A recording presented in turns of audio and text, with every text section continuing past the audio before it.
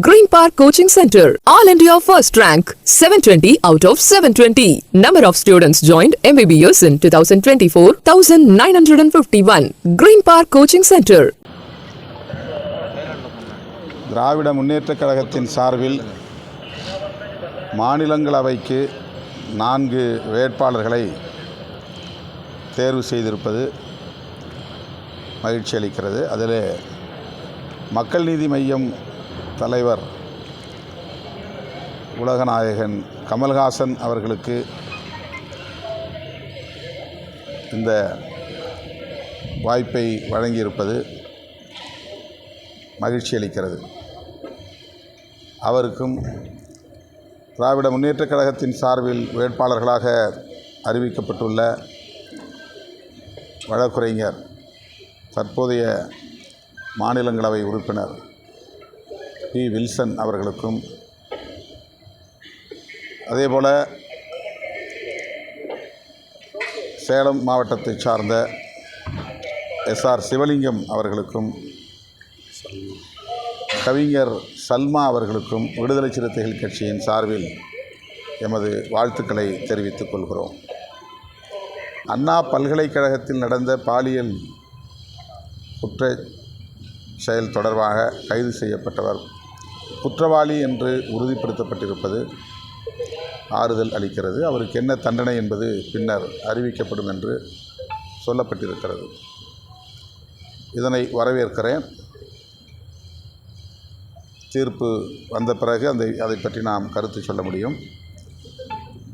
ஆனால் எதிர்க்கட்சிகள் இந்த தீர்ப்பிலும் ஆளுங்கட்சிக்கு எதிரான கருத்துக்களை சொல்வது மிகவும் வியப்பாக உள்ளது. இதில் நீதிமன்ற நடவடிக்கைகளில் ஆளுங்கட்சி தலையிட முடியுமா என்ற கேள்வி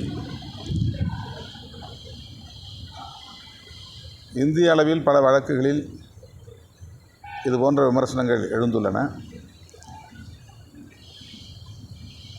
இந்திய ஒன்றிய அரசு நீதிமன்ற நடவடிக்கைகளில் தலையிடுகின்றன என்கிற விமர்சனங்கள் உண்டு.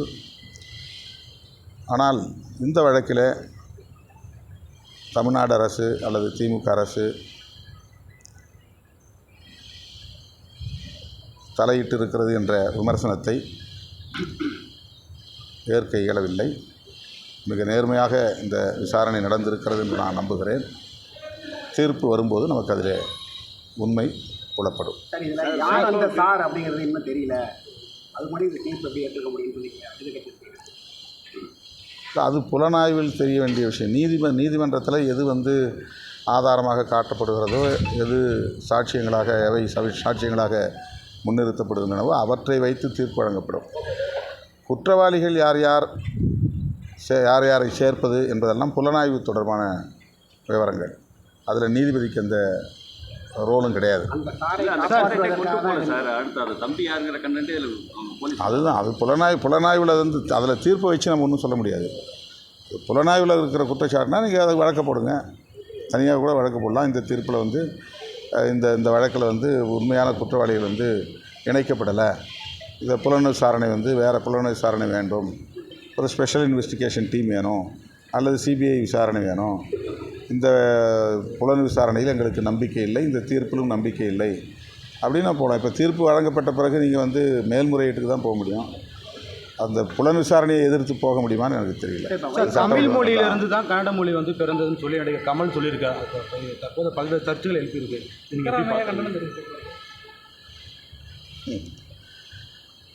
வரலாற்று மொழியியல் வல்லுநர்கள், தேவநேய பாவாணர் போன்றவர்கள் தமிழ்தான் திராவிட மொழிகளின் தாய் என்பதை உறுதிப்படுத்தியிருக்கிறார்கள்.